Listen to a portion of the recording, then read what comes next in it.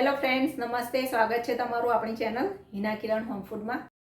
આજે આપણે ખજૂરમાંથી બનતી ડ્રાયફ્રૂટ ચોકલેટ બનાવીશું, જે ખૂબ જ ઝડપથી બની જાય છે. જો તમારા બાળકો ડ્રાયફ્રૂટ ખાવાનું પસંદ ન કરતા હોય તો તમે તેમને ચોકલેટના રૂપમાં ડ્રાયફ્રૂટ ખવડાવી શકો છો. તેમજ આ ચોકલેટ તમે બાળકોના બર્થડે ઉપર ઘરે બનાવીને રિટર્ન ગિફ્ટ તરીકે પણ આપી શકો છો. તો જન્મદિવસ કે શુભ પ્રસંગમાં ખાઈ શકાય તેવી ચોકલેટ બનાવવા માટે મેં અહીં 250 ગ્રામ કાળી અને પોચી ખજૂર લીધી છે. તમે રેગ્યુલર લાલ ખજૂર પણ વાપરી શકો છો, પરંતુ ખજૂર થોડી પોચી હોય તેવી પસંદ કરવી, જેથી ચોકલેટ મોંમાં મૂકતાની સાથે જ મેલ્ટ થઈ જશે. ડ્રાયફ્રૂટમાં મેં થોડા બદામ, કાજુ અને પિસ્તા લીધા છે. તમે કોઈ પણ એક જ ડ્રાયફ્રૂટનો ઉપયોગ કરીને પણ ચોકલેટ બનાવી શકો છો. 130 ગ્રામ ડાર્ક ચોકલેટ અને 130 ગ્રામ વ્હાઇટ ચોકલેટ લીધી છે. આ બંને ચોકલેટને મેં છીણી લીધી છે, જેથી ચોકલેટ ફટાફટ પીગળી જશે. તો ચોકલેટ બનાવતા પહેલાં સૌપ્રથમ ડ્રાયફ્રૂટને પેનમાં નાખીને ધીમા તાપે 1.5 મિનિટ માટે ડ્રાય રોસ્ટ કરી લઈએ, જેથી જો કદાચ ડ્રાયફ્રૂટમાં ભેજ હશે તો તે દૂર થશે અને ડ્રાયફ્રૂટ પણ એકદમ ક્રન્ચી થઈ જશે. ડ્રાયફ્રૂટ્સ બળી ન જાય તેના માટે રોસ્ટ કરતી વખતે ગેસની ફ્લેમ ધીમી રાખવી. 1.5 મિનિટ પછી ગેસની ફ્લેમ બંધ કરી ડ્રાયફ્રૂટને ડીશમાં કાઢી ઠંડા કરી લેવા. 10 મિનિટ પછી ડ્રાયફ્રૂટ એકદમ ઠંડા થઈ જશે, એટલે તેમાંથી જોઈતા પ્રમાણમાં ડ્રાયફ્રૂટ લઈ તેને મિક્સી જારમાં નાખી તેનો અધકચરો પાવડર કરીને સાઈડમાં રાખી દેવો. ત્યારબાદ ખજૂરને સાફ કરી તેની વચ્ચે કાપ લગાવી તેનો બી કાઢી લેવો. આ જ રીતે બધી જ ખજૂરના બી કાઢી ખજૂરને ચોકલેટ બનાવવા માટે રેડી કરી લેવાની છે. હવે તૈયાર થયેલી ખજૂરના પોલાણમાં એક બદામ મૂકી તેને બરાબર દબાવીને બંધ કરી દેવી અને ડીશમાં મૂકવી. જે રીતે આપણે કોઈપણ ભરેલા શાક બનાવતી વખતે મસાલો ભરીએ છીએ તે જ રીતે ખજૂરમાં ડ્રાયફ્રૂટ મૂકી તેને ભરી દેવાની છે. આ જ રીતે બીજી ખજૂરના પોલાણમાં એક કાજુ અને પિસ્તા મૂકી તેને પણ બરાબર દબાવીને ડીશમાં મૂકવી. આમ જ તમે અલગ અલગ ડ્રાયફ્રૂટવાળી ચોકલેટ બનાવી બાળકોને આપી શકો છો. તો હવે આપણે મિક્સ ડ્રાયફ્રૂટ ફ્લેવરવાળી ચોકલેટ બનાવવાની છે. તેના માટે આપણે જે ડ્રાયફ્રૂટનો અધકચરો ભૂકો બનાવ્યો છે તેમાંથી અડધી ચમચી પાવડર લઈ ખજૂરના પોલાણમાં દાબીને ભરી દેવાનો છે, જેથી આ ચોકલેટમાં મિક્સ ડ્રાયફ્રૂટનો સ્વાદ આવશે.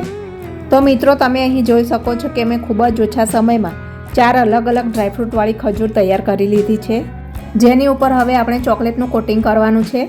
તેના માટે ચોકલેટને ડબલ બોઇલર મેથડથી પીગાળીશું. ચોકલેટ પીગાળવા માટે એક સ્ટીલના વાસણમાં થોડું પાણી ઉમેરી તેને ગરમ કરવાનું છે.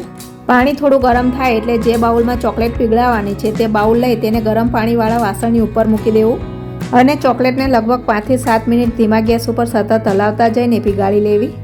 ચોકલેટ પીગળાવતી વખતે વાસણનું પાણી ચોકલેટમાં પડે નહીં તેનું ધ્યાન રાખવું. 5 મિનિટ પછી ચોકલેટ એકદમ પીગળી ગઈ છે. ચોકલેટ ગરમ જ રહે તેના માટે ચોકલેટવાળા બાઉલને ગરમ પાણીવાળા બાઉલની ઉપર જ રાખવું. આમ કરવાથી તમારે ચોકલેટને વારંવાર ગરમ નહીં કરવી પડે. ત્યારબાદ પીગાળેલી ચોકલેટમાં એક ખજૂર ઉમેરતા જવું અને ખજૂર ઉપર ચોકલેટ બરાબર લાગી જાય એ રીતે ચમચીથી હલાવતા જવું. ખજૂર પર ચોકલેટનું કોટિંગ થઈ જાય એટલે તૈયાર થયેલી ચોકલેટને ડીશમાં લઈ લેવી. તો આ જ રીતે મેં થોડી ડાર્ક ચોકલેટના ફ્લેવરવાળી ખજૂર ડ્રાયફ્રૂટ ચોકલેટ બનાવી લીધી છે. હવે થોડી વ્હાઇટ ચોકલેટ બનાવી લઈએ. તો અહીં મેં વ્હાઇટ ચોકલેટને પણ સારી રીતે પીગાળીને ગેસ પરથી નીચે ઉતારી લીધી છે. તેમાં મિક્સ ડ્રાયફ્રૂટ પાવડર ભરેલી ખજૂર ઉમેરીશું અને ખજૂર પર વ્હાઇટ ચોકલેટ બરાબર કોટ કરી લઈને તેને પણ ડીશમાં લઈ લઈશું. ખજૂર પર વ્હાઇટ ચોકલેટનું કોટિંગ થઈ જાય એટલે બંને જાતની ચોકલેટને 30 મિનિટ માટે રેસ્ટ આપીશું. તો અહીં 30 મિનિટ પછી ચોકલેટ બરાબર સેટ થઈ ગઈ છે, પરંતુ આ ચોકલેટ પર વધારાની ચોકલેટ લાગેલી છે જે દેખાવમાં સારી નથી લાગતી. તો વધારાની ચોકલેટ દૂર કરવા માટે ચપ્પુની મદદથી ખજૂર ઉપર ચોટેલી વધારાની ચોકલેટ હળવા હાથે આ રીતે દૂર કરીને ચોકલેટને પરફેક્ટ આકાર આપી દઈશું. હવે તૈયાર થયેલી ચોકલેટને બજાર જેવો લુક આપવા માટે તેને સર્વિંગ ડીશમાં લઈને તેના ઉપર થોડું ગાર્નિશિંગ કરી દઈએ. ચોકલેટને હું રંગીન બોલ્સથી સજાવી રહી છું, જે કોઈપણ કેક શોપ ઉપર અથવા તો પાનની દુકાન પર આરામથી મળી જાય છે. જોતાં જ ખાવાનું મન થઈ જાય તેવી ચોકલેટ ગાર્નિશ કરવા માટે ડાર્ક ચોકલેટ ઉપર થોડી મેલ્ટ કરેલી વ્હાઇટ ચોકલેટ મૂકી તેના ઉપર થોડા રંગીન બોલ્સ લગાવીને ચોકલેટને ગાર્નિશ કરી લેવી. તો અહીં મેં બધી જ ડાર્ક ચોકલેટ ગાર્નિશ કરી લીધી છે. હવે બાકી બચેલી વ્હાઇટ ચોકલેટને પણ તે જ રીતે બદામથી ગાર્નિશ કરી લઈએ. બદામ સિવાય તમે ચોકલેટને ગ્લિટરથી કે પછી પિસ્તા અથવા તો તમારા મનપસંદ સૂકા મેવાની કતરણ લગાવીને પણ ગાર્નિશ કરી શકો છો. આવી જ રીતે મેં બીજા પણ અલગ અલગ ફ્લેવરની ચોકલેટ બનાવવાની રીત ચેનલ પર મૂકેલી છે, જેની લિંક હું તમને શેર કરી દઈશ. તો ફ્રેન્ડ્સ, ખજૂર અને સૂકા મેવામાંથી બનતી ચોકલેટની આ રેસીપી જો તમને ગમે તો રેસીપીને એક લાઇક આપી મારી ચેનલ હિના કિરણ હોમ ફૂડને સબસ્ક્રાઈબ કરજો અને બાજુમાં રહેલા બેલ આઇકનને પણ દબાવી દેજો, જેથી ચેનલની દરેક પ્રકારની નોટિફિકેશન તમને મળતી રહેશે.